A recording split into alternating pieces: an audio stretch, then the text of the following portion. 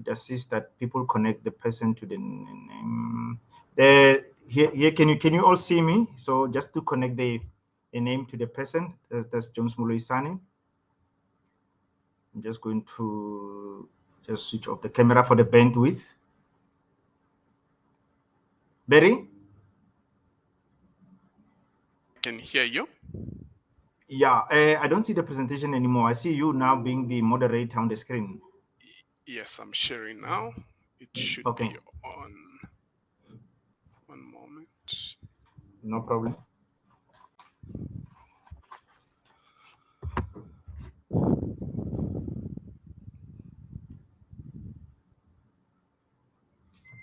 Yeah, there it is.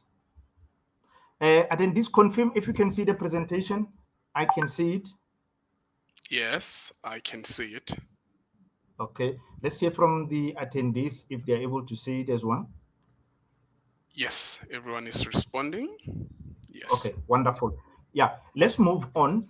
The presentation is with regards to it's called Road to Registration for Candidacy and Professional Registration, but it's more aligned. The candidacy registration I'll talk about, it's only one slide. And I'll talk about it. It's only when you qualify from an accredited program or you go to substantial equivalence, then you can register. But the focus will be more on the professional registration, of which I think most of the attendees are looking forward to that. So let's move on.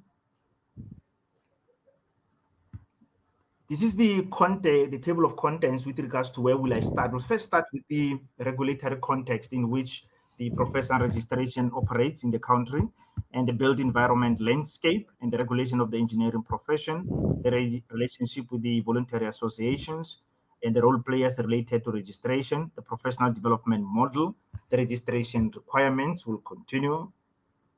And then here we are in terms of the regulatory context. Let's start at the beginning as to why this and where do we have this registration. In terms of the regulatory context, the Engineering Council of South Africa is a regulatory engineering profession. And then Section 22 of the Constitution of the Republic, which is the supreme law of the country, refers that every citizen has the right to choose their trade, occupation, or profession very freely. That practice of a trade or occupation or profession may be regulated by law. Now, we've got three words that are coming in there to say the trade, occupation, or profession. We've got another council, which is QCTO, standing for Quality Council for Trade and Occupation. So it covers the first two words, trade and occupation. On the professional side is the Engineering Council of South Africa, starting with qualifications of NQF level 5, moving over. Basically, it's NQF level 6 upwards diplomas, but now with regards to the new higher education qualification sub-framework, we're also now entering into the territory of the QCTO, or the trade and occupations, with regards to the higher certificate. Then South Africa chose to regulate the profession, as is stated in the constitution, to say may be regulated by law.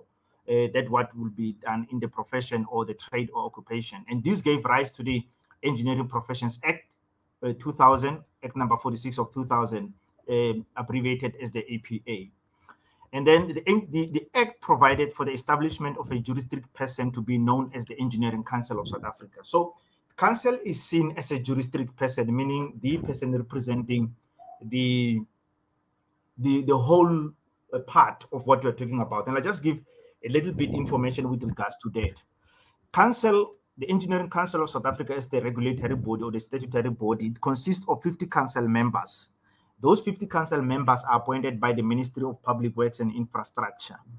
Inside the 50, 30 of them are professionals. Inside the 30, 20 must be practicing, 10 might be retired. The remaining 20 shared among those that are from the public, and the other 10 is from the state, that are appointed directly by the minister from various departments of government, not necessarily only from the Department of Public Works and Infrastructure, to those where they've got an impact with regards to the infrastructure. And then EXA then appoints the CEO, council appoints the CEO appoints staff. So this is when you talk of council, we refer to the 50 council members appointed by the Ministry of Public Works and Infrastructure. Then registration is a tool by which EXA regulates the profession. We came down from what the constitution is saying, and we broke it down. So EXA uses registration to now regulate the profession. With regards to the built environment landscape, which you just spoke about, South Africa has got another body which is overarching this 6 built environment council, starting from the Ministry of Public Works and Infrastructure. Then we've got Council for the Built Environment, which is overarching the 6 councils. The first one is the architects, as you can see there. And then the second one is the landscape architects. The third one is the Engineering Council of South Africa, circled there in red or in a red rectangle. Then you've got the property valuers. Then you've got the project managers and construction managers and the quantity surveyors. So all of these 6 councils are forming what you call the built environment. They all fall under the built environment. But what is very strange, if you check all of them, their names start with SAC, all of them. It's only the Engineering Council of South Africa that is unique with a different name compared to others that are there. I've just touched base in terms of the governance of the Engineering Council. I'll just skip this one because I've already spoken about it.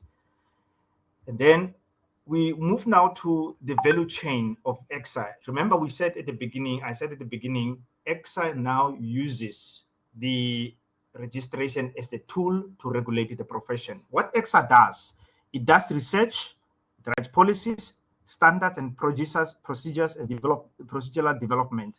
All of these are encapsulated in the Engineering Professions Act in terms of the delegation of power that is given by the Act to EXA to be able to regulate the profession by doing that. Then after that is done, that leads to the second part in the value chain, which is accreditation of engineering programs that I referred to, that candidates will register from those that are from the accredited programs.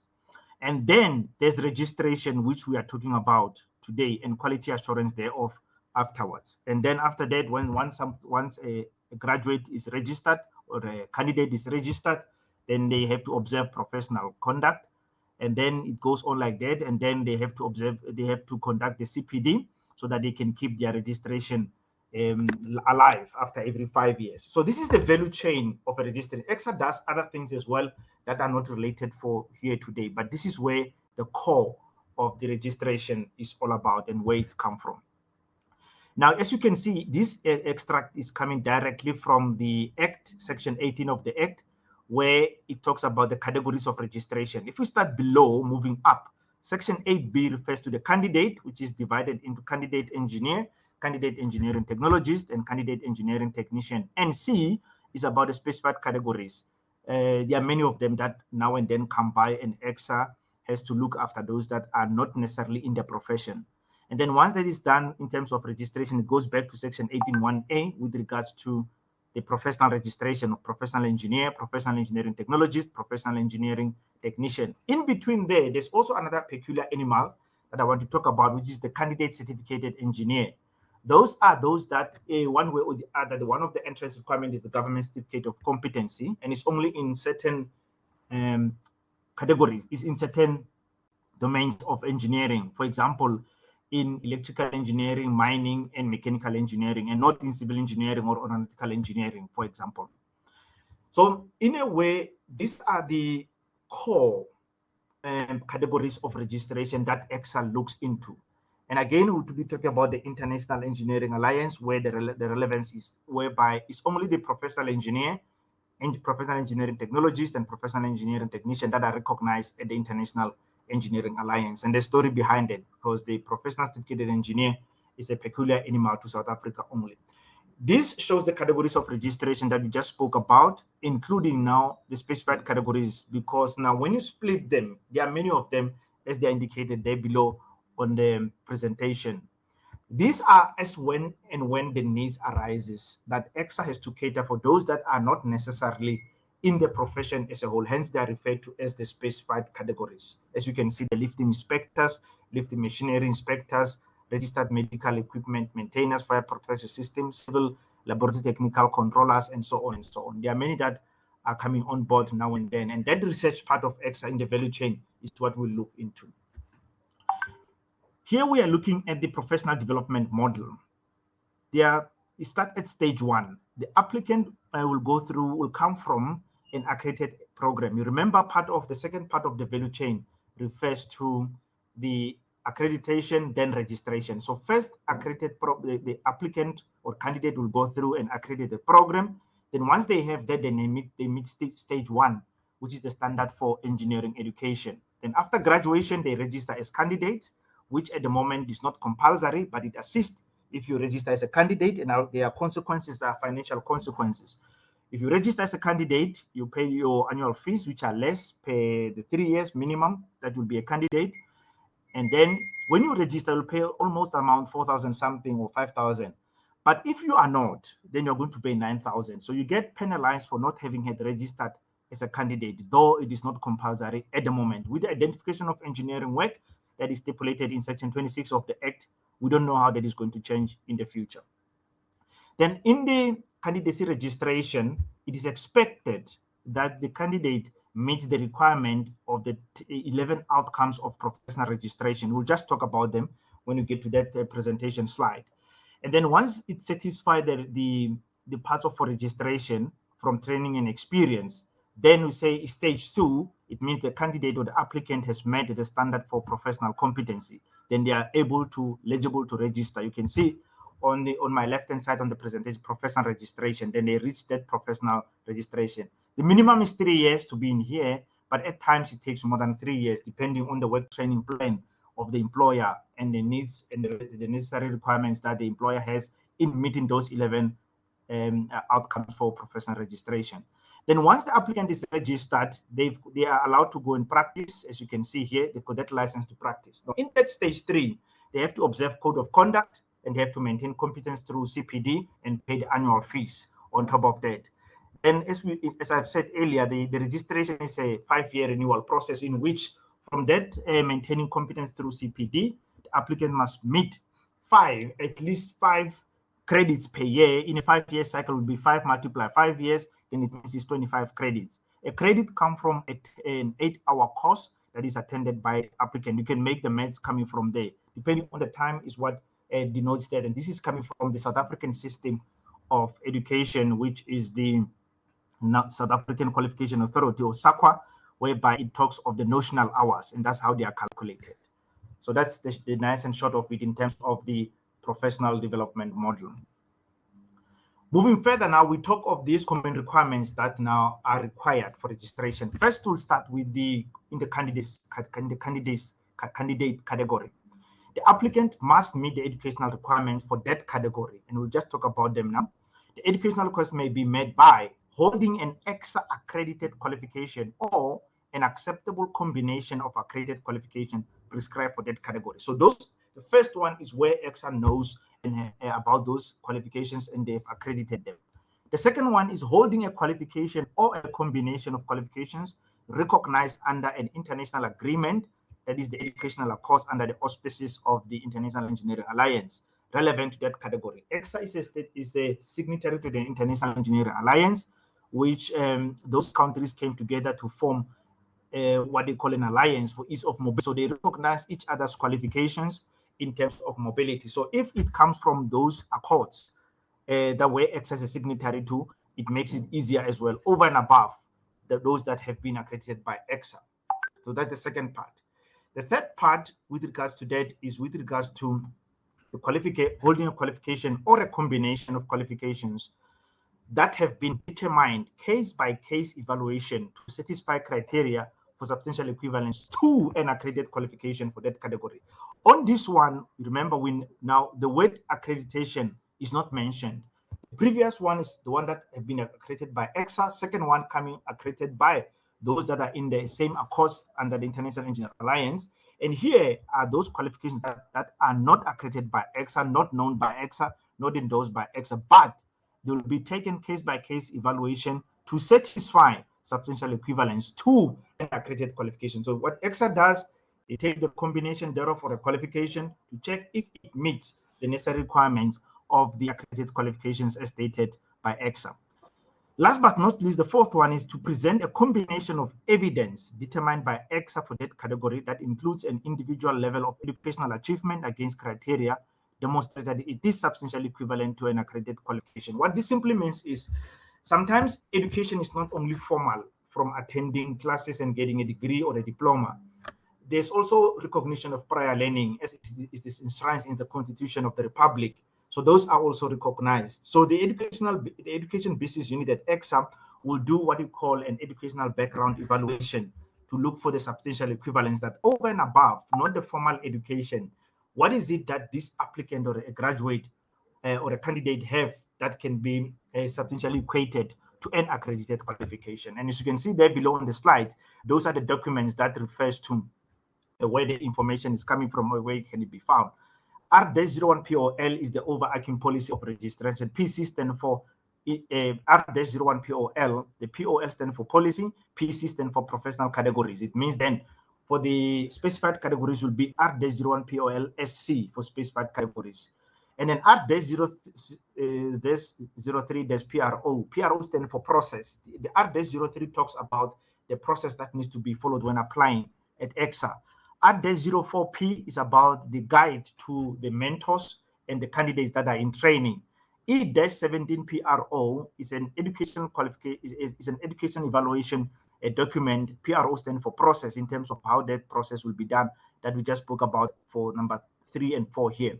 The R-series document at EXA for registration. The E-series documents are for education. There's a new one now, which is the A-series, which is for the academies. We'll talk about it next time, the academies in terms of what they are. Now, we just finished the one talking about the professional categories, the candidate category. We now talk about the professional categories. Again, the requirement is that an applicant must demonstrate that they meet the educational requirements for that category. They demonstrate competence against the prescribed standards for registration in that category. So there are two things here. The first one is only meeting the educational requirements, then registered as a candidate in that category. But now here it goes further. It says competence, performance, not necessarily experience. And we'll touch base on this as we go along. And reading from section 7.2.3 of R-04P, that is the guidance for mentors and candidates under training, it says it is deemed unlikely that competency can be developed in less than 3 years and demonstrated at the required level. Hence, as per provisions of the Engineering Profession Act, EXA has prescribed the period before applying for registration as minimum of 3 years. It at times takes longer. Now, it is very important in terms of this because there are normally cases that come at EXA and say, I'm working for a very small company. I do everything. I'm the jack of all trades in that company. Can I be registered in 1.5 years or in 2 years? This is a time bar issue. I normally use an analogy of saying, if your child is very brilliant, and I'm talking about the one that is underage before going to school. The going age to school in South Africa is 7 years, and say my child at 4 years is so brilliant. I want to enroll this child in the school. They say no. The time bar issue here is 7 years. So irrespective of how brilliant the child is, it's the same here. So irrespective of how we've accumulated that experience, that competence from the experience, before 3 years, you'll only be considered after 3 years. So it's a very critical part that many other applicants or graduates or candidates miss. It is a time bar issue. You can only register after 3 years, depending if you have met the requirements. Sometimes it takes longer, but not more than the 3 years. These are the professional categories of registration with regards to the education and the training and experience. If we start first at the top, looking at the professional engineer, a qualification of 4 years will deem requirement is 3 years in terms of training and experience. A qualification of 5 years is the same, as you can see. For professional for professional engineering technologist, with a qualification of 3 years, the requirement is minimum 4 years of training and experience. And with the qualification of 4 years is vice versa, is 3 years requirement of minimum training and experience. Same as for the professional engineering technician, with a qualification education of 2 years, the requirement is 4 years minimum of training and experience. And with the qualification or education of 3 years, it's going to be 3 years as well. So these are the benchmark qualifications that we're referring to here, in those that are accredited by EXA. Over and above what maybe might not be falling here, it has to go through that substantial equivalent under the auspices of those that are coming from unaccredited qualification, or that are coming from qualifications that are not known by EXA. That's number 3 and number 4, and those that will have gone through the recognition of prior learning as well. So this is very, very critical in terms of knowing the number of years required. This slide shows the alternative route that is given in terms of coming from before 1971 up to post 1980, where we are. You'll see there in the red for registration as a professional or candidate engineering technician, that is what is required. The number of years experience and responsible experience are very important. So what that means, if I take the benchmark qualification here post 1980, look at the national diploma benchmark. This one comes from the NATED 151. And this one, diploma in engineering, from the higher education qualification sub-framework, is the same. So it says minimum 3 years required post-qualification.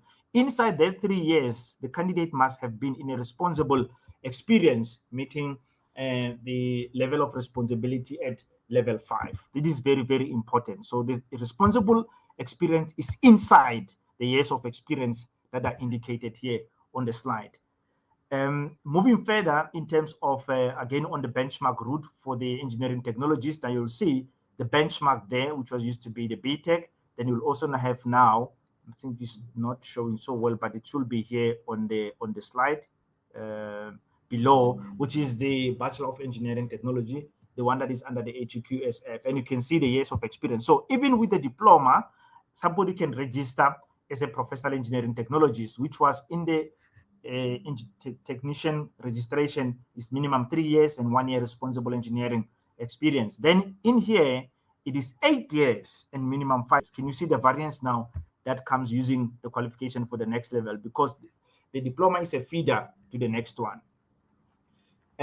This slide shows the requirements with regards to the documents that EXA uses in terms of registration. As we spoke, everything stems from the Engineering Profession Act. Let us read what it says here. Council must accredit programs. They've got no choice. May recognize programs that are not accredited. Now it's giving the leeway of may assess applicants. But when it comes on this side, it says council must register a person who demonstrate competency against standards. Remember when we started, we referred to Section 18 of the Act. This is coming from Section 19 of the Act. So this is the premise of with regard to registration or professional registration or candidate registration coming from the Engineering Profession Act. Then the overarching policy of registration, R-01. If we go on the left-hand side, whereby it prescribes the qualification standard, remember we said the E that is shown in front of the postnomial there refers to education. E-02 PEPT PN. P stands for professional engineer, professional engineering technologist, professional engineering technician, the qualification standard there. So there are a various of them that are there that can be referred to. And then those alternatively will now lead to substantial equivalence, whereby E-17 PRO is going to be used. That is on the side of education, whereby an applicant comes from a non-accredited qualification. Moving to the right-hand side, EXA uses the competency standard R-02 PE, P10, PT, and PN. You can see here the PCE, Professional Certificated Engineer, and the specified categories are not part of this. And this is what the assessors, evaluators, and moderators at EXA use to evaluate the quality applicants. That's where the 10-11 outcomes are stated. But over and above that, EXA made what you call a guide to competency standard. So R-08 explains R-02 in terms of going broader as a guide towards the competency standard. Reading them in that context, again, if you go down here, you'll see R-04, which is a training and mentoring guide that I spoke about earlier. But this also refers to the competency standard. But inside the training, that one will be undergoing under R-04. There's also R-05, which is a discipline specific. For example, I'm from the civil engineering background. We've got transportation engineering as a broad spectrum. Inside transport, we've got traffic engineering, transportation planning, materials engineering, and so on, or pavement engineering, and so on. That's where the R-05 assists as well, adding over R-04. The R-03, as we spoke about, when you apply, is a process of application and assessment that describes that as well. So these documents are very, very critical to be known as well in terms of understanding what they refer to and what do they mean. Moving further, in terms of the requirements from EXA, we look at the level descriptors now. We spoke about the category of registration and qualification. Now here it is looking at the benchmark qualifications.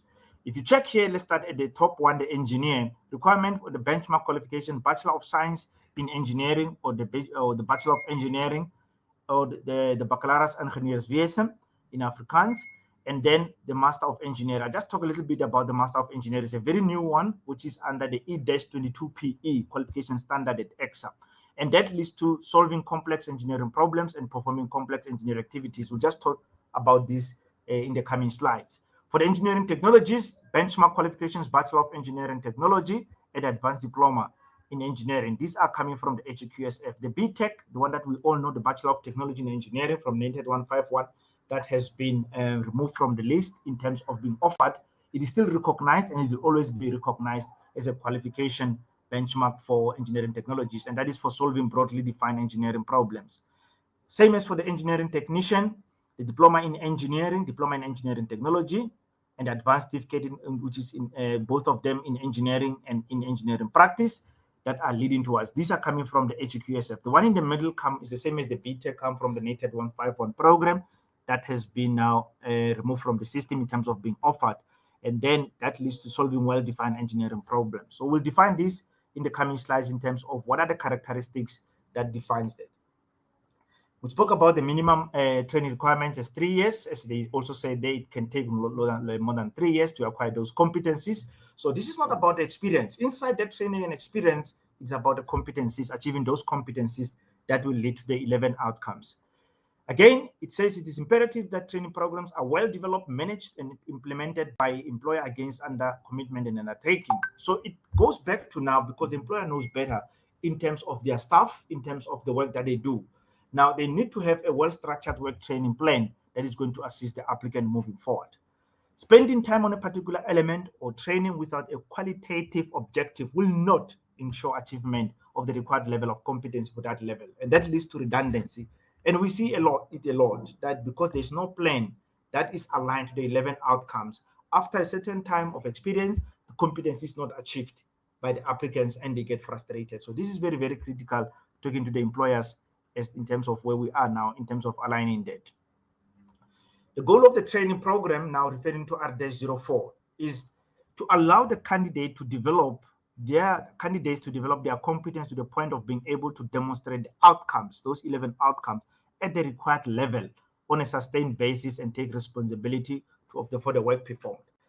We'll talk about it now. What is very important is when reading the qualification standards, the professional registration standards in terms of competency standards, they always refer to the next document. You read R-02 refers to R-08. R-08 refers to R-04. R-04 will refer to R-05, the discipline-specific document. They need to be read in that chronological order for the flow of information.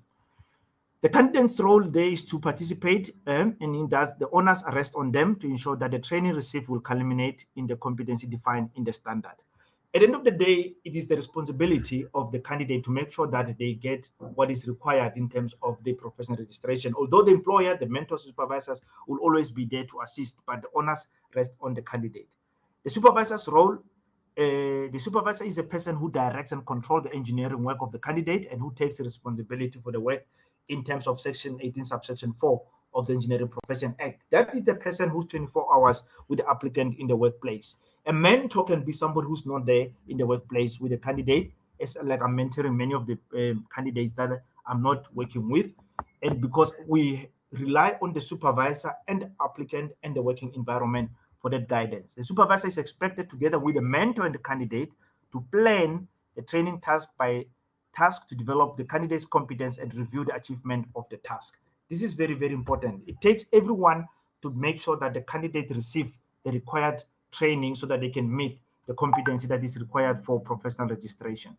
So that part is very, very critical. Moving further in terms of the performance of functions and competence, as you can see, professional engineering practitioners are able to perform functions because of their knowledge, skills, and attitudes, and those competencies developed by education, training, and experience. This is very, very important in terms of the niche that the applicants will have developed, coming from the knowledge that they have, coming from education, the skills that they develop in the workplace, and their attitude, again, that is playing a very important role in terms of their development. And that obviously culminates to making up that competence with what we just referred to here below in terms of education, training, and experience. The development of professional competence during the postgraduate period, that is a post-qualification, we talk now of an ideal situation here. The applicant or the candidate is in employment and works with and under the supervision of the qualified engineering supervisors and professional mentors. A professional mentor guides the applicant or the candidate's professional development with the assistance of the engineering supervisor. So the two always work together in terms of making sure that the candidate receives what is in the work training plan. And the training process may involve structured activities, including induction and training courses on specific skills or technologies. Over and above that is not only that, the requirement is also that the applicants develop themselves by going further, an extra mile to read further, to develop themselves and inquire and be inquisitive so that they can build up that knowledge base for competency.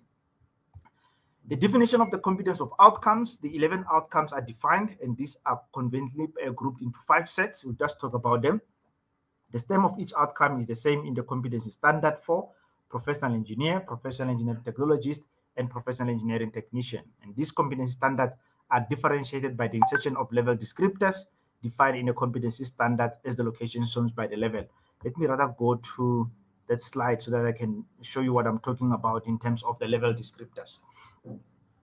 In here, we start first. Remember, we said they are grouped into 5 sets, but there are 11 outcomes. So when you read them, you look at the group A is the engineering problem solving. Under group A, there are 3 outcomes: outcome 1, outcome 2, and outcome 3. You see they are differentiated by the category engineers, engineering technologists, engineering technicians, and specified categories. But we're only going to focus on engineers, engineering technologists, and engineering technicians.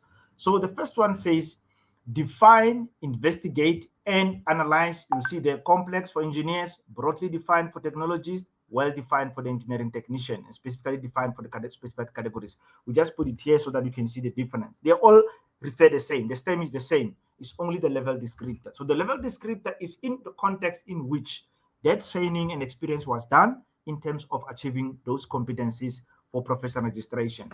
And then outcome 2 is about design or develop of solutions to complex engineering problem, broadly defined, well-defined.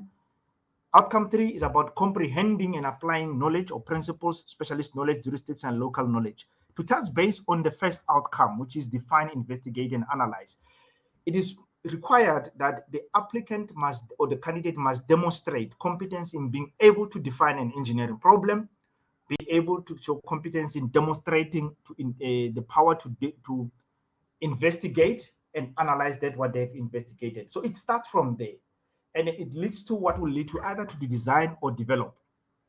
Design is about the principles that will be applied as per either the codes or the requirements that are there coming from empirical evidence and so on and so on. But the critical one, which is not so well understood, it is the developing of solutions.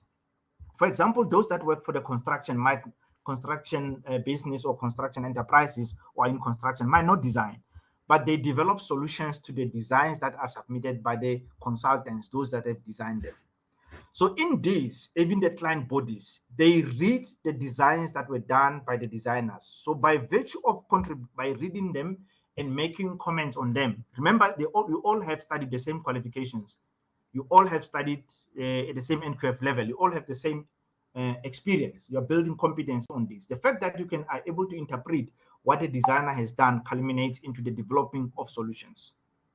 I normally use also an analogy that is outside where we are in terms of that technician who's servicing your car. The designer with a PhD designed your car, they left it. We know the other cars that were burning. We won't go into it for today. But that designer who maintains your car at the service is in fact the one that we should be registering, because they develop solutions that are practical, that are tangible. So look into this in that, because many are unable to register, say, I don't have a design experience. The outcome is clear. I said design or develop. They're not saying and develop. So either of the two. But if you read R-02 and R-08, they explain clearly what developing of the solutions are. Outcome 3 refers to the comprehension and application of knowledge coming from the specialist knowledge in terms of your jurisdiction and local knowledge. This is mostly coming from what you have studied and how you applied it. So in terms of registration, it is a requirement to prove and show that you are applying the theories that you have studied in your journey when you were studying in your engineering education. How do you apply them? Hence, say, how did you comprehend them and how do you apply them? You need to demonstrate that application of that knowledge in terms of the principles, specialist knowledge in your jurisdiction and local knowledge in terms of thereof. It does not only have to say you've done design. Outcome number 3, request. Indicate what theories did you use and why did you use them and how do you comprehend them to assist you. So that is in group A. Moving further to group B, it is now in terms of the managing of engineering activities. There are only 2 outcomes there. You see the number continues. B now is for group B is 4, 5, 6, 4, 5. You can see coming from number 4. Managing part or all of more of level descriptor engineering activities. So in this one, how do you manage yourself? How do you manage the work that you are doing in terms of the engineering activities that you are doing? That's what simply this is all about. And then outcome 5 under group B is about communication in terms of how do you communicate clearly with others in the course of your work. You need to demonstrate that communication. How do you communicate with others? How do you receive information? How do you disseminate information either orally, verbally, and in presentation format as well? In any other means to indicate that you are able to interpret what has been given to you and the other parties are also able to interpret what you've given. For example, applicants or candidates will use writing site instructions. When you write a site instruction, it goes one way. You need to show what was the feedback, how was it received by the person that was supposed to receive it, what came out of that, how did you close it? That's a communication. But only say I wrote site instructions, we might find that even they were not even considered. You need to show the whole loop in terms of where it started, where did it end, did it achieve what was supposed to be achieved or not? And if not, then the indication must be given in terms of why not. We move further. In terms of, then we go to group C. Group C is about the impact of the engineering activities that one does. You see now it continues further, outcome 6, outcome 7, C, they stand for group C. Recognize and address the reasonably foreseeable. You see, it's about, you should not have done that. It's to say, if you haven't done that, how will you recognize and address those that are foreseeable to be seen? First one, critical, social, cultural, and environmental effects of the level descriptor of the engineering activities that one will be doing. Very, very critical in terms of that. They're not saying, oh, you need to show the work that you're doing. How does it impact the social life of the people? How does it impact the cultural part of the people? How does it affect the environment or where the people are living? Outcome 7 is meeting all the legal and regulatory requirements and the protection of the health and safety of the persons in the course of level descriptor, your engineering activities. Very important, it's like the previous one, in terms of how do you meet the legal requirements as they are prescribed and all the regulatory requirements in terms. The whole part is about the safety of the people in the work that you are doing. Very, very important as well. So what this is about is that the registration is about having a comprehensive person, that person who will understand the whole part of engineering. Then we move to group D, which has got 3 outcomes. Group D is about acting ethically, exercising judgment, and taking responsibility. Outcome 8, you see the D there stands for, because it's coming from group D, is 8, 9, and 10. Conducting engineering activities ethically. Engineering activities. Applicants will say, so and so on site wanted to buy a set of tires for me, or they wanted to give me a brown envelope. I've heard nowadays it's a white envelope. It's got nothing to do with engineering. It's procurement issues, bribery issues, whatever they call it. You scratch my back, I scratch your back. Here it talks about engineering activities. I'll give a simple example. An over-design is an unethical behavior because by the design standard that has been given with the minimum steel in a column or with the minimum pavement layers in a pavement, that is going to withstand the load that is going to be imposed. The moment you over-design, that is an unethical behavior. So we are looking in things like that. Applicants or graduates or candidates must look into this way. What is it, whether knowingly or unknowingly, that might influence my decision that I have to take when I'm doing my work without the influence of the third party or second party? That is the unethical behavior. Exercising self-judgment in the course of level descriptor, as they differ as per the category. That is in the case of what is it that you use to make sure that you exercise self-judgment in the work that you do, to make sure that the decision that you take is hardcore and has been taken as such and can be defended. For example, you can say you use, this is a design that has been done before, empirical evidence, and I've requested from my employer or my supervisor, whoever, they've checked my work, it has been verified. Third party also made sure that they had a look at it. Outcome 10 is about the responsibility of making decisions on part of all your work in terms of level descriptor again. Now the responsibility part comes in. How do you take the responsibility of something that might have gone wrong in the work that you have done, or that is going to go correct in that work as well. The work that is outside your norm, who do you contact? Because you find that the work that we do in engineering is interrelated. Do you consult with the specialists that are outside your norm? You must indicate that. How do you apply the information that come from your education as well to assist you in making the responsible decision in terms of your work? That's what this is all about. So it forces an applicant or a graduate or a candidate to be a well-rounded graduate, a well-rounded somebody who's going to get a candidate who's going to register with the Engineering Council of South Africa by virtue of all of these outcomes. Outcome 11 is about the initial professional development. Initial professional is the same as CPD. It is called initial because it is looked at that before you get registered as a professional, but it's the same courses. In terms of this, it's about undertaking initial development activities sufficient to maintain and extend the competence. It's over and above what you do at work. How do you make sure that you keep abreast with what is happening in your profession? How does one make sure that they've got a philosophy of developing and moving themselves further in terms of that? So it's not only, and remember, it's not only the experience that is gained, it's also about personal development that comes to the person as well. And remember, CPD or continuous professional development is a requirement now after you are registered or the applicant is registered in terms of the keeping the requirements, same as the driver's license that is required every 5 years. In here, to maintain it through that is through the CPD.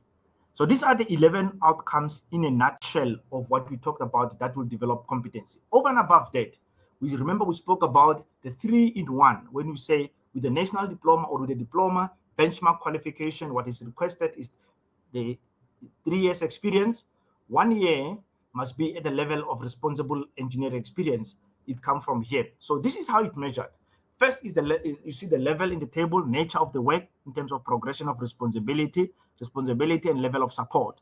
If we look at A, you will see being exposed, nature of the work undergoes induction, observes process of work, competence practitioners, responsibility, no responsibility, accept and pay attention, mentor, level of support, mentor explains challenges and forms a solution. So in this case, I would like to see that progression from level A, level B, level C, level D. Level B being assisting, level C being participating, level D being contributing, and level E being performing. Performing is like you are operating like a registered person, although you are reporting to a supervisor, but you are given that free role. That 1 year, you must be working in a team without supervision, recommending your outputs, responsible but not accountable, because accountability will be taken by a registered person. The level of responsibility to the supervisor will be appropriate to that one of a registered person. And hence that is a requirement to show that once you get registered, you'll be able to can function on your own. And the applicant candidate takes on problem solving without support, at most with a limited guidance. That must be demonstrated, because remember, when you apply, your application is also going to come for the professional review, and the reviewers would like to see that during that time. So over and above the progression of responsibility, there's also the level of development. We call it the progression of competency. So you'll see here, inside the training experience, competency must come out. First is the appreciation, knowledge, experience, and capability. In some of the work, like you saw in one of the outcomes there, in terms of outcome 7, 6, it refers to the foreseeable, something that might happen in terms of affecting environmental effects, culture, and so in social parts of life of the communities in which you'll be doing the work. So some of them, for example, the bill of quantities, not everybody will be able to do the bill of quantities. Not everybody will be working with contracts, but you need to have an appreciation thereof. Knowledge you have because you studied that, you know about them. But experience is critical and capability. The experience is where it is requested that we cannot run away from. It says applicants must indicate that they have independently or under supervision performed the process under consideration. Experience of the relevant technique and functions must be gained. This is what experience is being looked at. It's not a definition in the Oxford Dictionary, but in terms of the characteristics of how that is going to be measured by the mentors, by the assessors, and by the reviewers in terms of indicating. Same equally as for the capability, that the applicant must indicate that they have the capability, independent or at most with limited guidance of performing the process of and making decisions required, and also that they have the capability of leading or supervising others in the process. We must also remember that at the end of the day, this is all about making you or the candidate or the applicant or the graduate that they can function on their own after professional registration. It's like giving a licensia that you must go and practice. So this is very, very critical and very important in that context. We just spoke about earlier when we started about the complex engineering problems for the engineers. It's not a dictionary definition. And I always talk about complex does not mean complicated. Excel uses the characteristics in terms of that. But now, as an applicant in the work that you do, you ask yourself questions, and this information can be found in R-08. Step 1, identify the engineering problem. Remember when it started, it said define, investigate, and analyze. Outcome 1. This is where it starts. The main question, is the problem an engineering problem or not? Criteria that is going to be used is to say, does solving the problem require in-depth, fundamental, and specialized engineering knowledge? Now, if that's currently is yes, then it means it's a complex engineering problem. You'll see when you get to the well-defined and broadly defined how they differ compared to this. Then there's step 2 as well in terms of establishing the level of complexity of the initial problem state. What is the nature of the problem? Does it have one or more of the characteristics B, C, or D, as they indicated here in the criteria? The problem is ill-posed, under, or even over-specified and requires identification and refinement. The problem is high-level problem and includes component parts or sub-problems. The problem is unfair or involved in frequently encountered issues. Now, remember here, we are only showing the part in registration. When you were studying, you will have gone through this in terms of the graduate attributes that are in your study. So you'll have already gained, about what this is required to solve a certain kind of a level descriptor problem or a challenge or an activity. If we move to the next one, which is again moving further from the what we just saw. Now, table 2 refers to, and you can see this is also from R-02 STAPE, whereby it says now, complexities are characterized by the following. The scope of activities may encompass entire complex engineering system or complex subsystems and may extend beyond previous experience, that is unfamiliar scenarios. Where the context, number 2, where the context of activity is complex and requires identification and specification, and so on and so on. I guess you'll get the presentation slides, you can do them further. So it gives you to do a comparison. I always say to gauge or measure yourself, have the 3 of them open at the same time and measure yourself against them and read them in that context. So if you check now, when we read about the broadly defined for the engineering technologies, how it differs. Step 1, criteria. Does solving the problem require coherent and detailed engineering work knowledge underpinning applicable technology area? Because it's about the technologies. The same here in terms of establishing the level of competence, complexity in the initial problem. What is the nature of the problem? It must have either of these. The problem is ill-posed, under, or even specified and requires identification or refinement into the technology area compared to the engineer one where you speak about ill-posed or something that is unfamiliar. Can you see the difference that comes into here now? The same as the STEM comes here. If you check here, this table 2 gives the characteristics of how should this be viewed in terms of engineering technologies, the definition or the characteristics of broadly defined. We go further to the well-defined for the technician. You'll see this one is even different. It says, is the problem an engineering problem? These are the factors that must be. Can the problem be solved mainly by practical engineering knowledge that is underpinned by related theory? Now, coming from the ill-posed of the complex, going to the technology part of it, when you look at the applicable technology area, when you look at the engineering technologist, looking here as well in terms of the well-defined. So the well-defined, broadly defined complex are not the definition in the dictionary. It is the characteristics that are used to measure the kind of work and the kind of experience that goes in there. Same as here, you'll see in terms of the nature of the problem, are largely defined and may require clarification, are discrete, focused, and within engineering systems, and are routine and frequently encountered and may be unfamiliar but in a familiar context. So those are the kind of things that I say, put them together on the same table and measure the work, the kind of work that you are doing. And clearly it will indicate under which one are you falling. If you look at this one, you'll see it refers to, again, the characteristics of that, what needs to be read first to say, this is the scope of practice that is defined by techniques, and the techniques are changed through the adoption of new techniques in the current practice. So reading all of them in that way, it will define that level discrete that we're talking about, that this is how the differentiation is made between engineering technologist, and an engineering technician.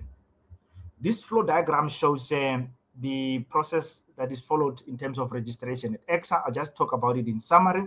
The first part here you see is about candidates. We spoke about it coming from an accredited qualification or after the educational background is done from those that are not accredited by EXA, then they will register as candidates or can be refused. That's simple.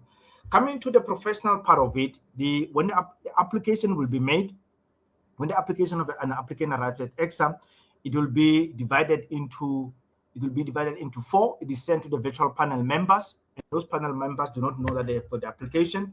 They are called assessors, and then they will do the evaluation of the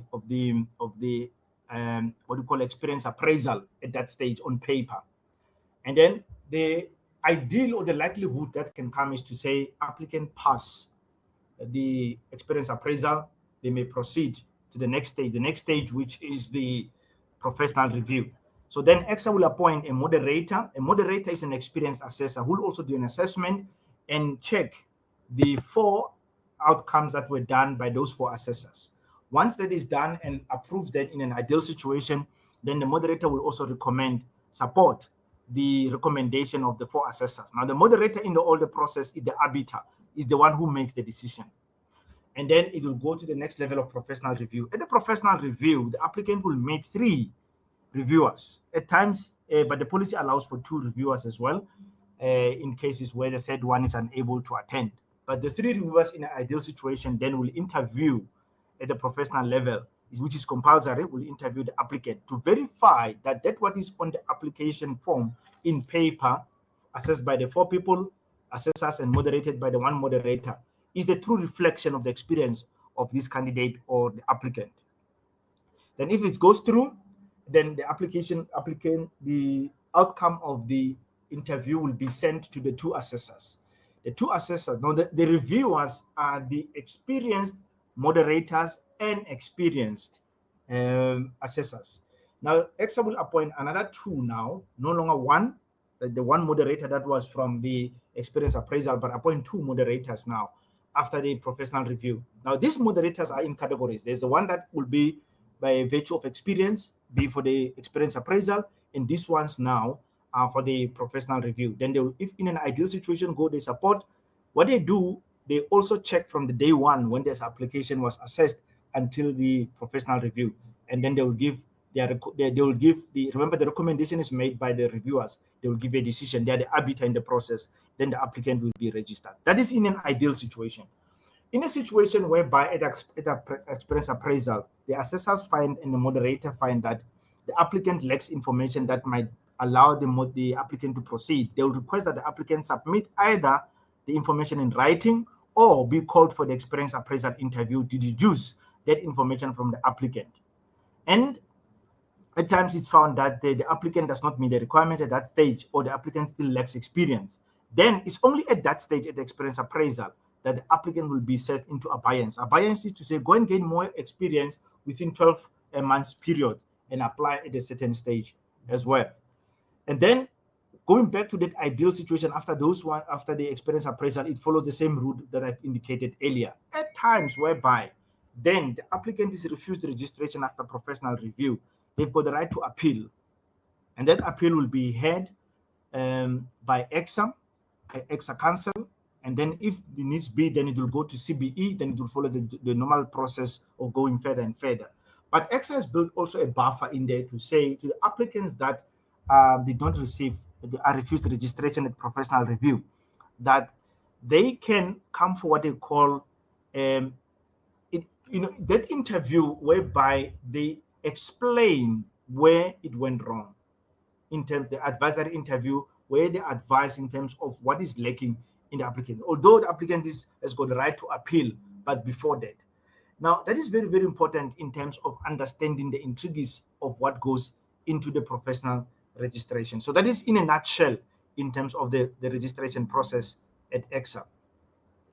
Moving further in terms of how one will see the certificate, this I think is also available on the EXA website. Not to check that you don't find, because EXA uses the digital registration certificates now with that barcode as well. So they don't offer the hard copy certificates as well. So everything is given there to check in terms of authenticating that this registration certificate is correct.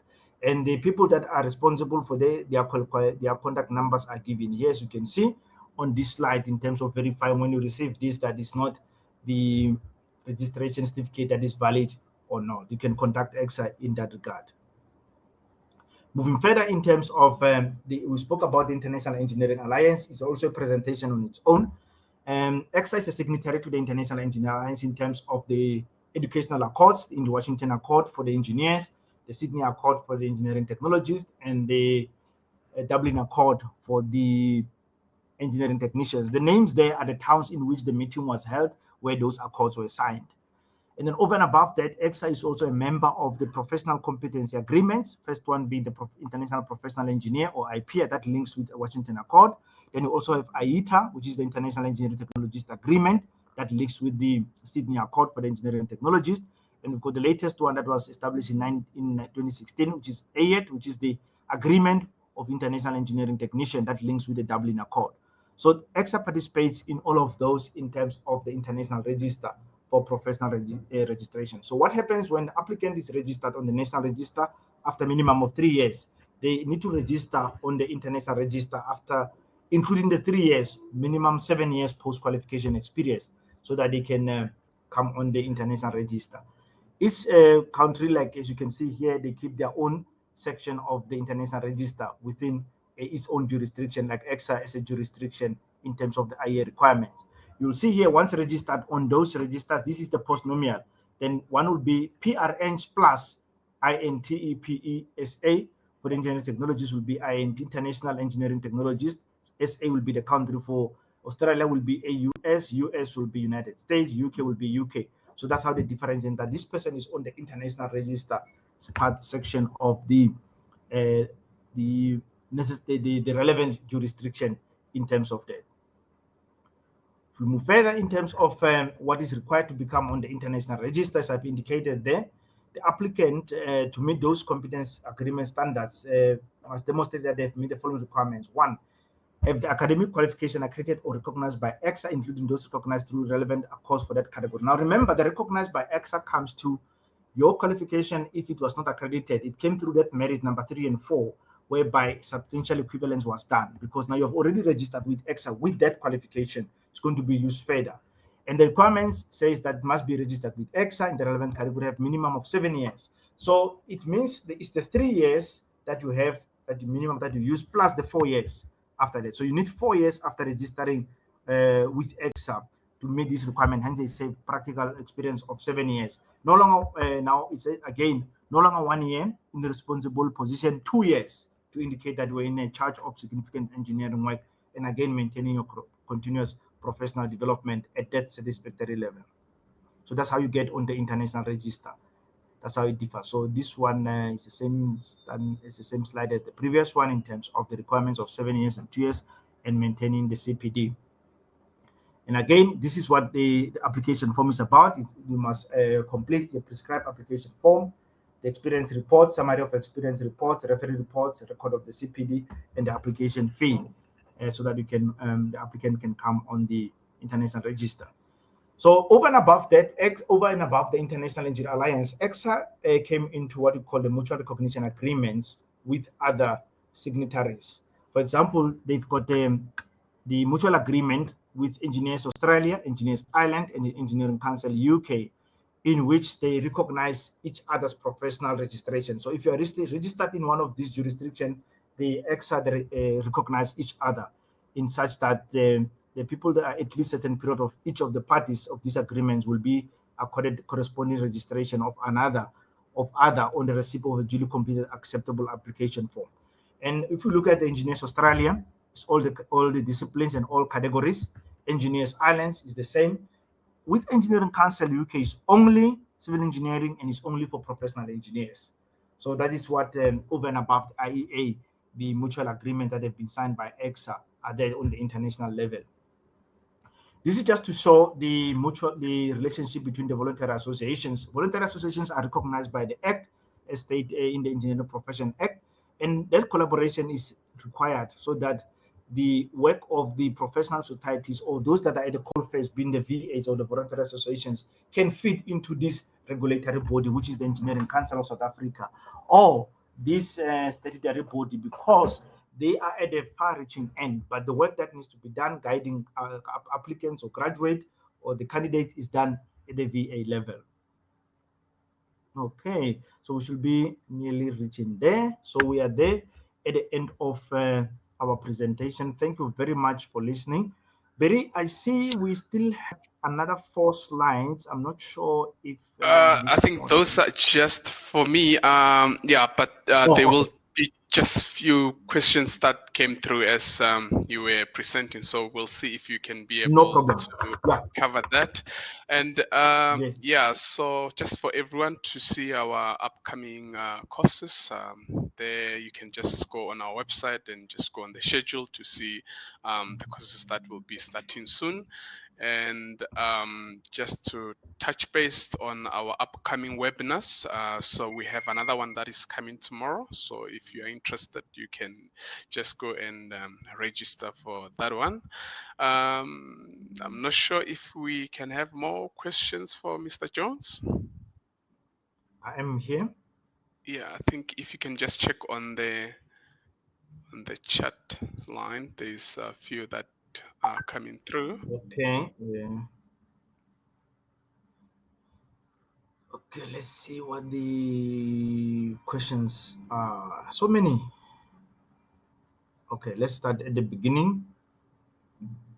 Let me see. I see some of them are not the questions as per se, but let's to be fair.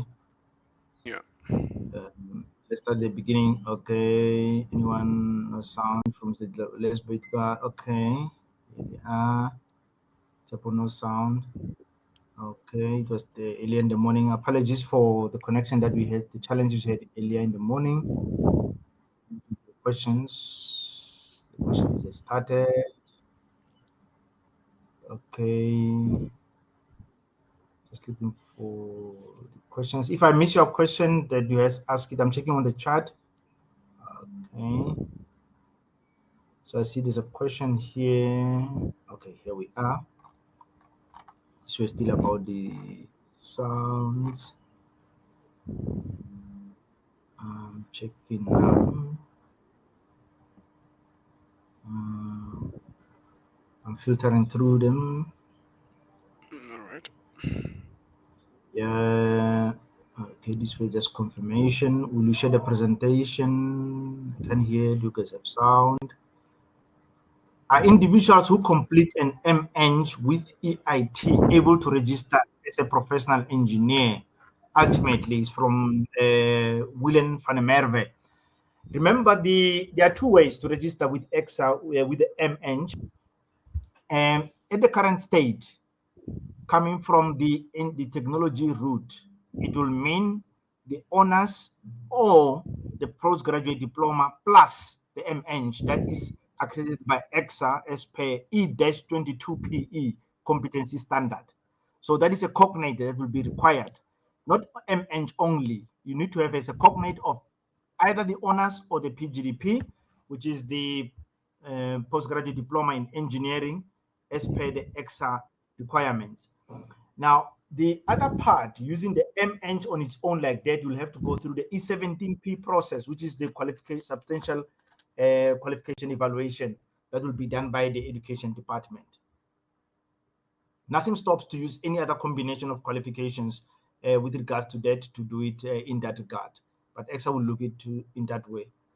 And the other one, these are not comments. The other one is Dirk. Do candidates applying through accredited accords get approved directly against the equivalent registration category, e.g. UK chartered engineer or Australia chartered engineer becomes EXA professional engineer? Yes, but the whole idea with the accords was to recognize each other's qualification in terms of mobility. But over and above that, the signatories the jurisdictions will have their own way of dealing. For example, if you register, you're already registered with the Engineering Council UK as a chartered engineer or incorporated engineer or engineering technician, and then you want to come on the international register of EXA or register with EXA, you need to understand the laws in the country. In every country where you go, they'll request that the technical part of your engineering might not be necessarily assessed because that is in place. We follow the same standard as you saw in the morning when I was presenting.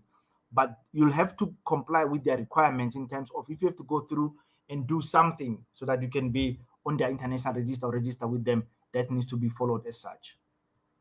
The other one, can we register with EXA if you hold an EIT undergraduate certificate?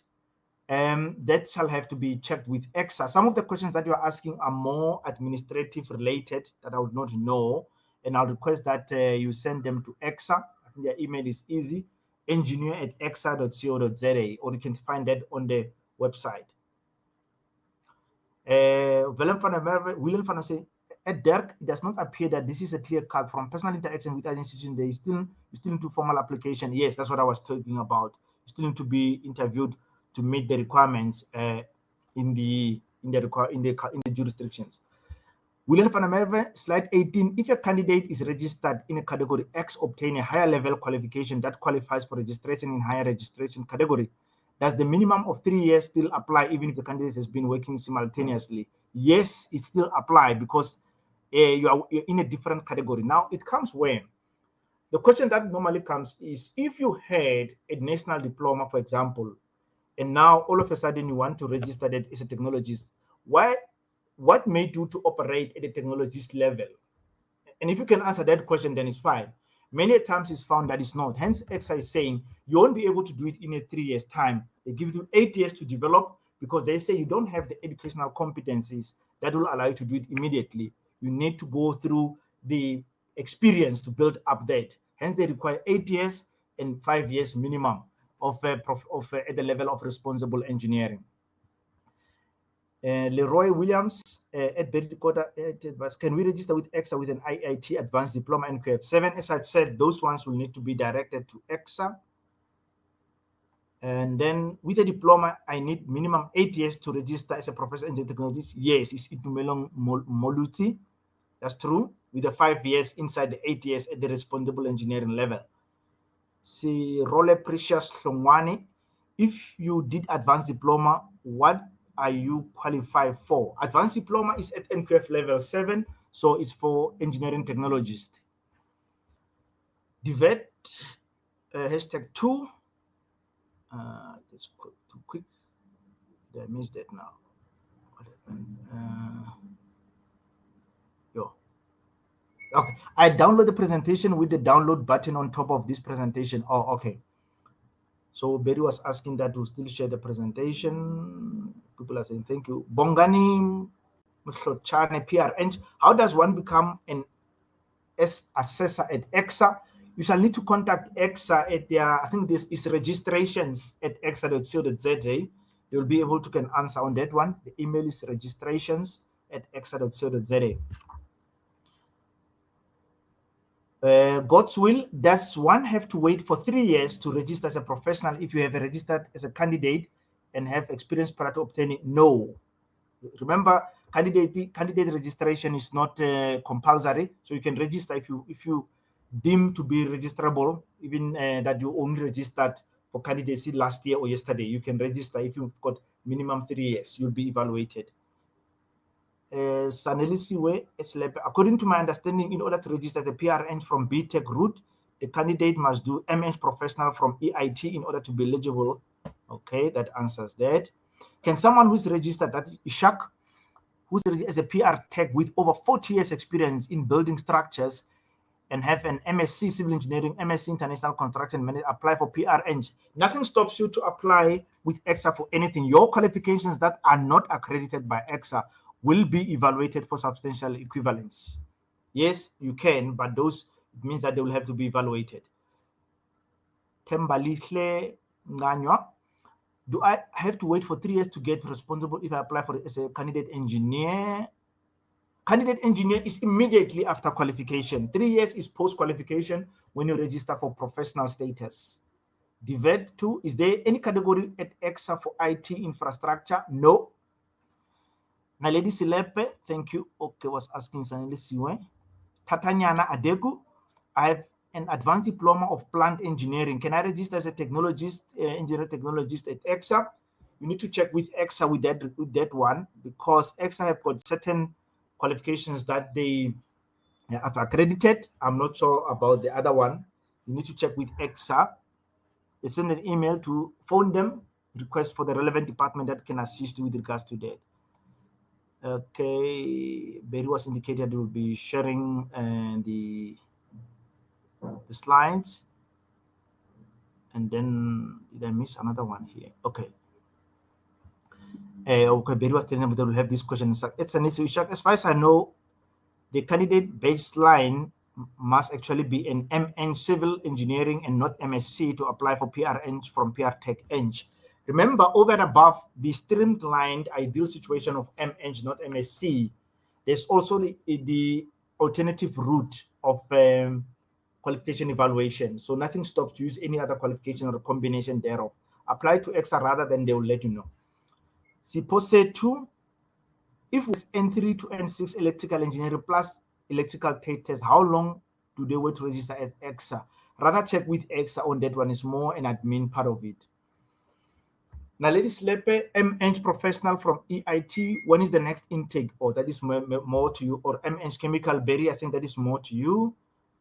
So they said, Darren, I do sound is dropping.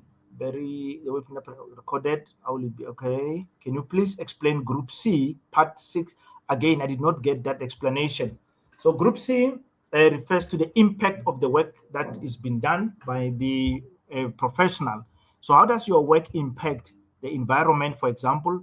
How does your work have impact on the social part of life of the people? How does your work impact the cultural part of the life of the people? Over and above that, what are the foreseeable challenges that your work might have in terms of the same?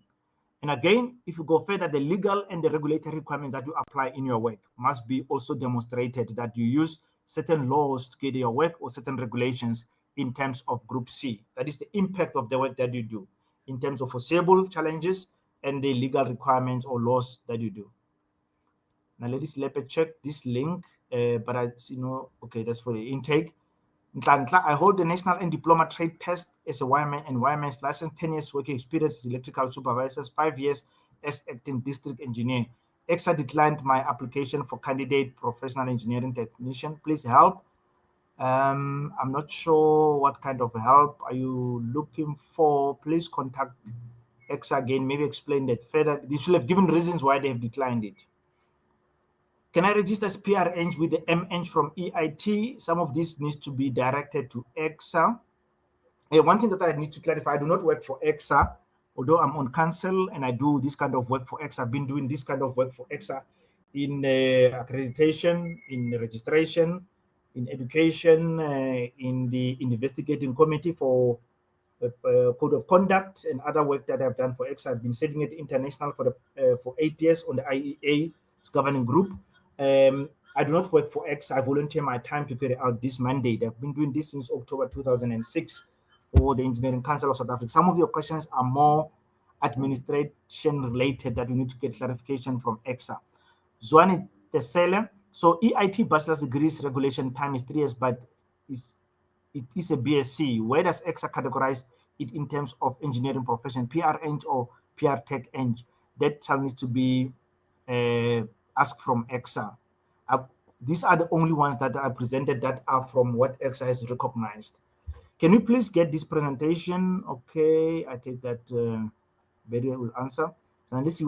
Check out this guy. He has helped a number of candidates with your credentials for EXA. So they have given the link in address of the person. Vuyo Mens, if you are registered as a candidate technician years back, but I'm going to be penalized plus minus 9,000 when I apply for professional engineering technician. I was talking about the ideal. Those ones in that regard, you need to check with EXA if they've cancelled you to come back. What do you need to do? Pilani Mkize, please give clarity if you can register as a PRN with MN if you took the route of University of Technology, not traditional university. Yes, as indicated on the E-23 PE diagram figure 1 in terms of the cognate and the combination of qualifications. But always check that your qualifications, if are not recognized by EXA, you apply for qualification evaluation, there will be evaluations. There was this one was the downloading. You can download the presentation. Okay, thank you, Sam. Blessing Mayeza, the last time I checked this presentation, usually award CPD points. I just wanted to know if the same applies when it is delivered through an online platform. Check with EXA on that one. I did this one for others. Yes, I do not know. Frankie, make okay. We'll get a presentation. And this one is a very loaded question. Let's see. Okay. A provisional accredited program as good as accredited program? Can one register in a provisional accredited program? As Mvuselelo Makatini, can candidates that have BTech and MEng both in electrical engineering before the level NQF8 changes happen register as PREng? You need to apply for any other qualification that is not accredited by EXA. Nothing stops you to apply for qualification evaluation so that they can substantially equivalent it and tell you in which category can you register. So you can do that, yes. And then Tabo, how does one apply to register for the international register? As I've indicated on the presentation, I think you saw it, the question came before we finished. You must first be registered with the EXA. You must have minimum 7 years experience. Post-qualification, you must have minimum 2 years of working in a responsible engineering level. Njomozi Nkwashu, are there any institutions that offer an engineering master's program that is aligned with the EXA E-22PE, specifically in mechanical engineering? Check with EXA or check with the universities themselves in the country. Roxanne Bredenkamp, I just want clarification because some say that one cannot register for a professional engineer when we have an EIT BSc degree. So also said that we need an EIT master to be able to register as a professional engineer. Is this true, or we will be able to register as professional engineer if we have an EIT BSc degree? Rather direct this one to EXA. Phone them, check their education department and registration department. They'll advise better. I know the email at registration is registrations@exa.co.za, but you can phone them and they will assist you. Carlo, #2, holding the advanced diploma in electrical and instrumentation. Does this register you under both trades? Remember, EXA does not have the trade. It's a profession. As I said, trade and occupation falls under QCTO, which is the qualification, the Quality Council for Trade and Occupations. But you can use those qualifications and apply for qualification substantial equivalence and see where that will throw you with EXA. Robert F, good morning. Good morning to you too, Robert. Can we get a brief summary of which NQF levels will allow registration as a professional engineer, technologist, technician? For example, with an NQF level 7 qualification, what registration will you qualify for? Robert F, check E-23PE MNP document on EXA. And when you page down, figure 1, it shows all the NQF levels and the relevant exit route for professional registration. As far as I know, NQF level 6 will lead to professional registration as a candidate engineering technician. NQF level 7, both on the advanced diploma and the Bachelor of Engineering Technology, engineering technologist. You move further, the honors and the PGDP, postgraduate diploma, on their own, they lead to nowhere. But plus the cognate of MEng, which is at NQF level 9, they lead to candidate engineering, candidate engineer. But check that E-23P. Many thanks. Thanks to you too. Harry Pinar, PR Techni Eng, registered already. I have a professional registered with EXA since 2012. I've also been running a structural civil engineering firm since 2016, including all aspects. What process do I need to go through to upgrade my registration category from PRN to? You don't upgrade, Harry, you register in a different category. You apply same as you have applied for PR Techni. Remember, for PR Techni, you are operating at well-defined level. At professional engineering technologists, you must be operating at the broadly defined level, as you saw those characteristics that I was showing. Is it Tate or Tate? It talks about the Home Affairs says foreign candidates must be registered as professionals to get critical skills permit, and EXA says candidates must have experience first to be registered as professionals.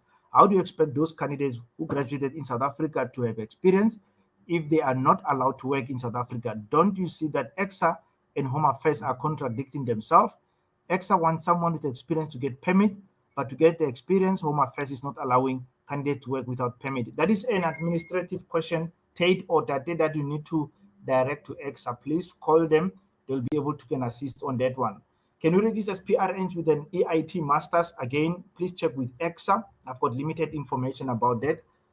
That's from Jabulani. Camille, so does one need a minimum of 1 year performing as a candidate engineer with little to no supervision? Yes, so that you can meet level E progression. Daniel Mamona, I'm a chief engineer loading multidisciplinary teams of engineers with more than 14 years working experience with an international mining organization, holding BTech in civil engineering, holding MSc in civil engineering from UK official institution, holding MSc in engineering management from UK official institution, actually completing B-Eng Tech honors and completing advanced diploma of plant engineering EIT.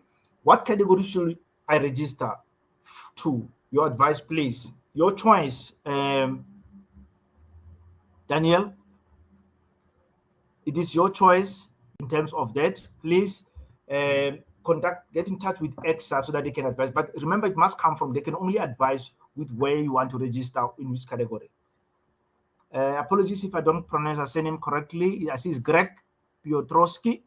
Has anyone managed to register with EXA using EIT Advanced Diploma? I do not know. Maybe this question is also directed to the attendees today. Daniel Mamona again, what about MN special program as per EXA requirements? Where is it offered in South Africa? Rather check with EXA. Bongani Flochani PRN. How does one register as an assessor with EXA? As I said, send the email to registrations at EXA. Then they will contact you back. They'll give you the information. Itumele Marco, does CPD points attained before registration count? Yes, they do count. But remember, before registration, they will be only counting for your registration in that regard. So after that, once you are registered, you need to accumulate them every year. So, Lufelo, do candidates have to pay annual fees, or the candidate fees only for everyone pays annual fees? If you check on the EXA website, you'll see the difference in the annual fees. Sirole Precious Tongwani, again, #4. Well, I was informed I am qualifying for technician after my advanced diploma, whereas advanced diploma is in line with technologist. I'm not clear with the question. Well, I was informed I am qualifying for technician after my advanced diploma, whereas advanced diploma is in line with technologist. Yes, advanced diploma is at NQF level 7. It leads to the exit registration as a candidate engineering technician. Daniel Mamona, is D-Eng from EIT accredited by EXA? I do not know. I only know that on the E-23 PE, EXA only accredits up to M-Eng professional as per E-22 PE. But you need to check with EXA. It might be something that happened. As I said, I do not work for EXA, but I've got the inside intimate knowledge of the happenings at EXA, as I always do this kind of voluntary work for them. Are there any examples of TERs we can access? Remember, as per this Camille, you are not allowed to do that because of the Protection of Personal Information Act prohibits that. You can develop your own. In the TERs, the guidelines are given and the requirements in which they need to be written that are straightforward. So follow that as such, and always be very careful of referring to what others have done, because you might be tempted to write how they have done. Treat your own situation as a unique situation as it deems fit. You'll be advised if you did not do it correctly. Moving further, please clarify that as a really precious to money. Debohon Tombela, #2. Is there any special treatment that one will get when applying to be a professional engineer if I graduated from Australia as compared to if graduated in South Africa? As I've indicated, R-01POL policy gives everything that has to do with that. Please read that.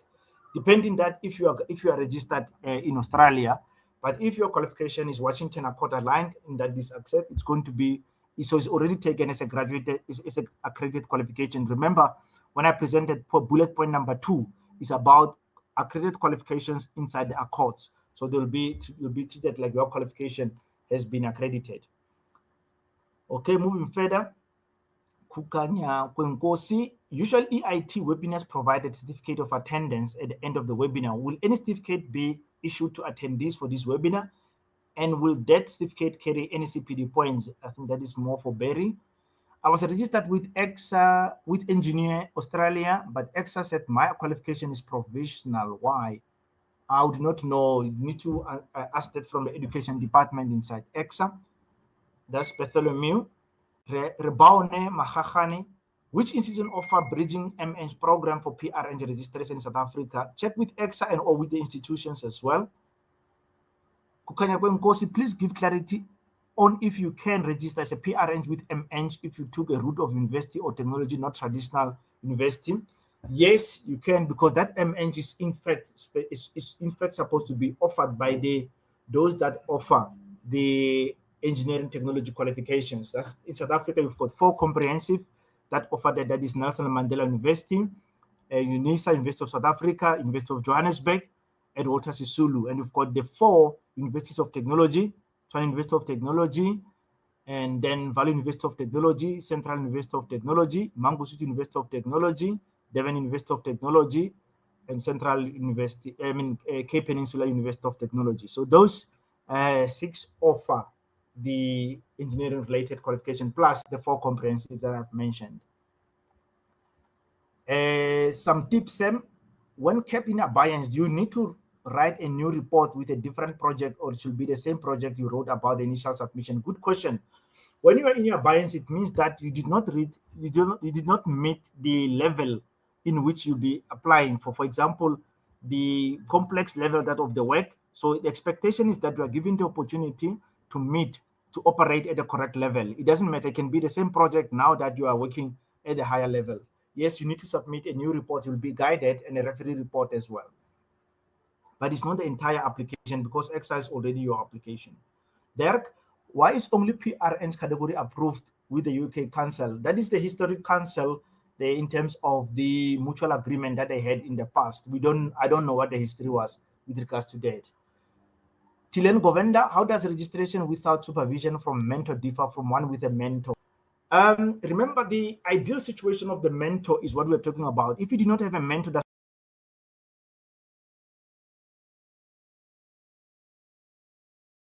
can indicate your experience and competence. So the mentor is not a necessity. It depends on many of the Okay, then we go to Bekumzi Vilane.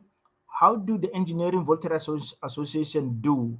Rather check on their website. Most of them have how they operate. These are the professional societies that are recognized by X. And I know that if you are a member in one of them, then you get discount when you register with EXA.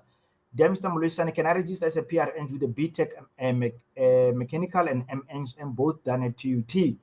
The fact that some of the qualifications that you have, so for the BTech will lead to professional engineering technologist.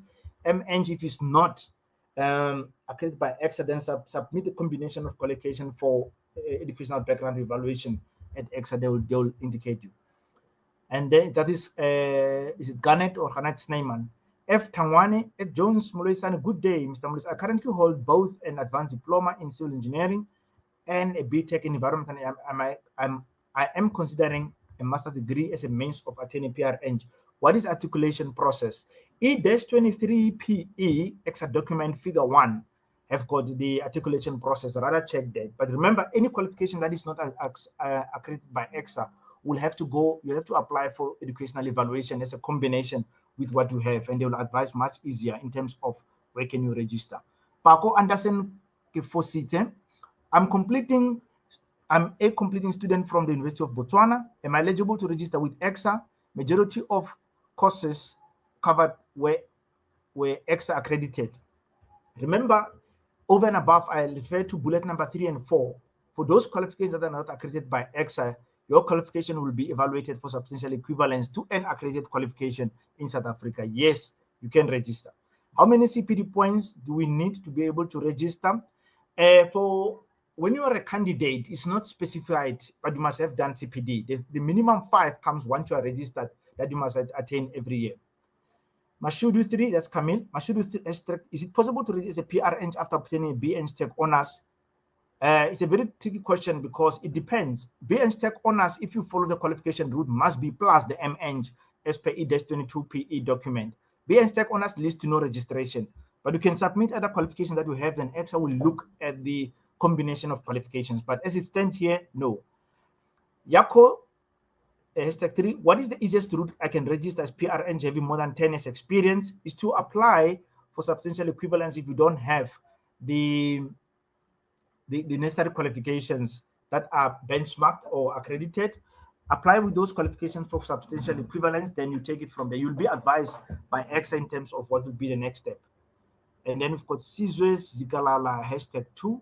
If someone studied in a foreign institute, what is that is not part of the Washington Accord, and their qualification has been accredited by SAQA, can they register with EXA as a PRN? As I said, remember, your qualification needs to be evaluated by EXA for substantial equivalence. It doesn't matter, as I've indicated earlier, that bullet number 3 is to cater for those that studied abroad and that are not necessarily accredited by EXA. Dawanda, so with EIT Advanced Diploma of Industrial Automation, which category can I register? Rather check with EXA on that one because it's not part of their approved categories, but check with them. Leboha Munyai, attending CPD courses while registered as a candidate. Does this courses count only worthwhile after registering? Not after registering, you use them before registering, and then it will be taken further from there. Okay, Ridwan is asking, for the TERs, is it a requirement that the report is 2,000 words per outcome or 2,000 in total? I'll have to verify that, Ridwan. I cannot just say top of my head, just check, but I know in the TER, they normally request 100 words per that section in the TR, but we need to verify on the application form. Rinae Museneke, if you have completed your your diploma and worked as a contractor and decided to do a BEng, will I still require a minimum of 3 years? Remember, the minimum of 3 years is post-qualification. Sometimes you find that you've got the experience that is prior to that, then it will fall under bullet number 4, recognition of prior learning, but you need to stipulate it clearly when you apply. Mhlamulu Mtombeni, what is EXA doing in order to ensure that graduate engineers are not only stuck in modeling or drafting positions, as organizations tend to appoint individuals based on what skill role they need? That needs to go direct to EXA. Please call them and ask that direct to them. Kwezi, how long does it take on average for you to be assessed for PRN? I would not know. It's more administration inside EXA. One thing I need to guard against is that EXA relies on the volunteers from industry. So I would not know about that process. Semi, that question was coming from Kwezi. Semi, it is Shemi Khan Manikas. Can a national end diploma from TVET College for Civil Engineering be considered for a candidate civil engineering technician technologist? You need to submit that to EXA for substantial equivalence that they evaluate it and they tell you, because at current it is not, but nothing stops you to submit so that you get guidance from EXA. But Tabile, how does EXA deal with applications where qualifications were obtained in countries that do not form part of their course? As I've indicated, you can apply, you'll do substantial equivalence over and above those that are not from their course or are accredited by EXA. Mutladile, how many reports required in order to register as a PRN? If you have a technical experience for 3 years as a millwright artisan after completed degree, then you now are registered as a candidate engineer. That's the experience count. The report, I'm not sure what you mean by that. The application form has got what you call engineering reports that you need to complete. It's only one engineering report. Tanzikolo Ngindana, is it possible for BEng to take honors NQF level 8 qualified candidate to as a PRN? No, it needs a cognate of MEng. They go together as a whole qualification, both of them. But if you've got other qualifications, do submit to EXA for a combination of qualifications for evaluation. Kheripinar, PR Technique Eng. Also, adding to my previous question, which courses at EIT can or should I enroll for with my current qualification and deal with some BTech subject that I've completed to be registered as a PRN, and my previous courses credits be taken into account? That is more directed to EXA. Fortune Mukoni, if I register as a candidate engineer, do they send me a hard copy of my certificate, or will be it is an electronic copy? They don't offer hard copy certificates anymore. Good day. I have experienced working for a water board as a head of civil engineering. I don't have direct design experience, but with experience, I have mastered the pressure dynamics and design parameters of transfer of bulk water services. Do I qualify to register as a PR? Yes, I'm not sure which PR are you referring to. There are various. You've got professional engineering technician, engineering technologist, and engineer. EIT needs to engage with ENC, Engineering Council of Namibia, that is more to Berry. Tumelo Malebana, Does EXA provide you with a mentor or supervisor after registering as a candidate? No, that is the responsibility of the candidate. Brian Mamukhale. So as a candidate engineer, if someone relocates to another country, will EXA consider those 3 years experience outside South Africa? That is more an administration question to EXA. I registered 4 years ago as an engineering candidate and haven't kept up with my payments. Can I still apply for PR Tech? That's Mohammed Ayez Malik. Check with EXA is an administrative question. Patrick, can I get into international register if I have more than 7 years experience but never registered with EXA? No. You have first of the requirement, you must be registered with EXA. Then the rest follows. Philanem Kize, thank you for the response regarding MH qualification. It makes sense. Thank you so much. Camille, you need to get your own and sign mentorship agreement with your mentor. Thanks for that. That's what I was saying. Carol Muila questions. Frankie at Linus, they are at advanced level already. Mornay Smith, I'm currently studying. How do I know if the university I'm learning with registered with EXA? It's not registered with EXA, Mornay. Check on the EXA website for the qualifications that have been accredited by EXA. It's E-20-PT or -PE or -PN, E-20. If you check on the EXA website, they list the qualifications and the universities of the qualifications accredited. They register the EXA accredited programs, not departments and not the universities. Saneli Siwe at Berry Dakota EIT course advisor at Jones Munis in South Africa. Are there any universities at the moment offering MN as part of E-20 EXA requirement to enable?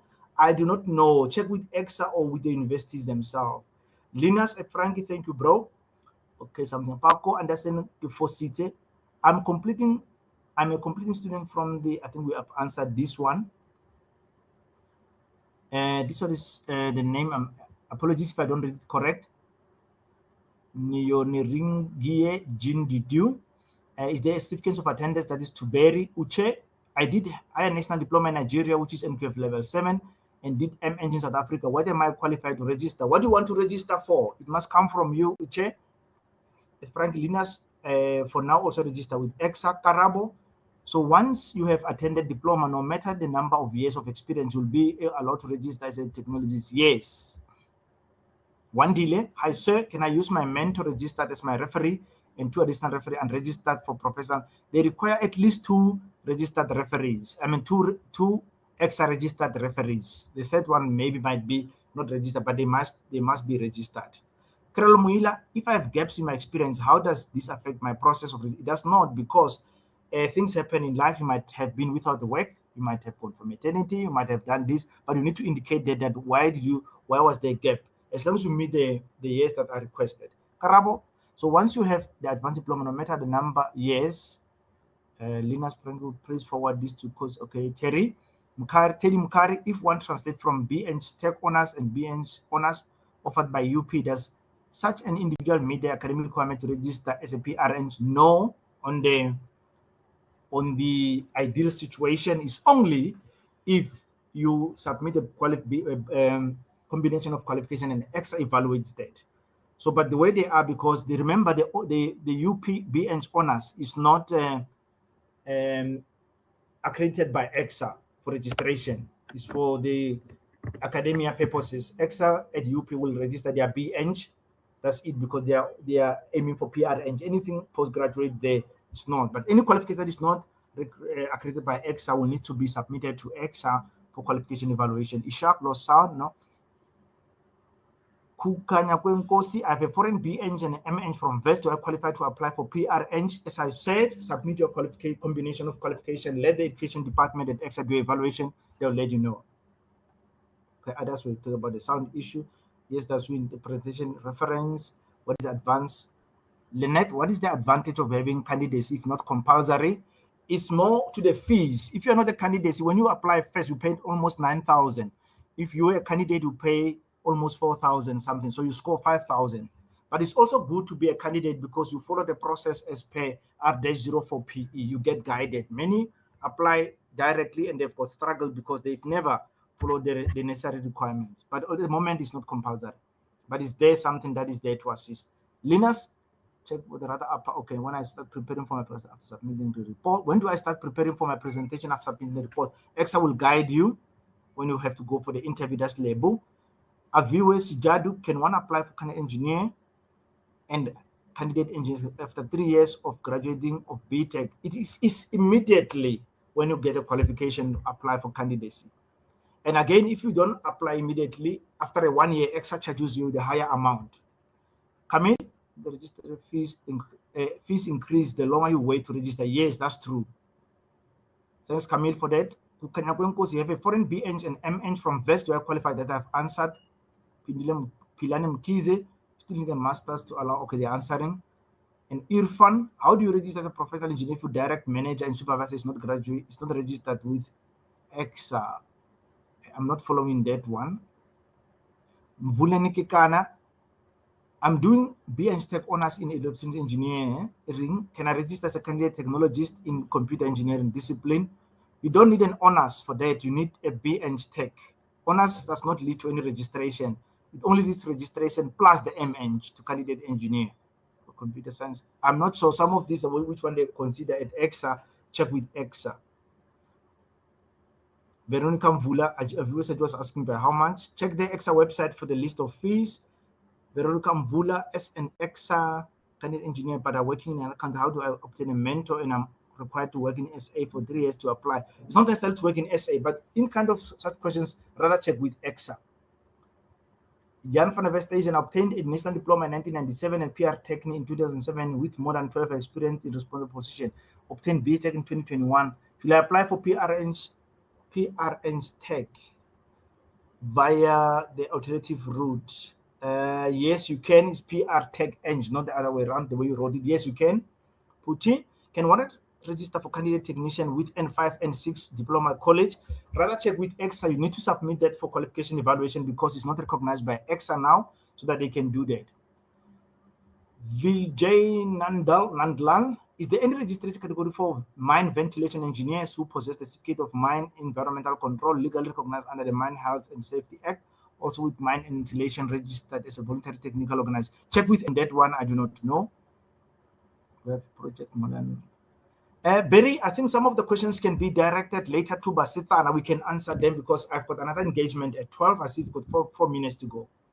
No worries. And yeah, whoever has got like more questions, they can just always just direct them to us, and then yes, we will be sharing some with you. Yes.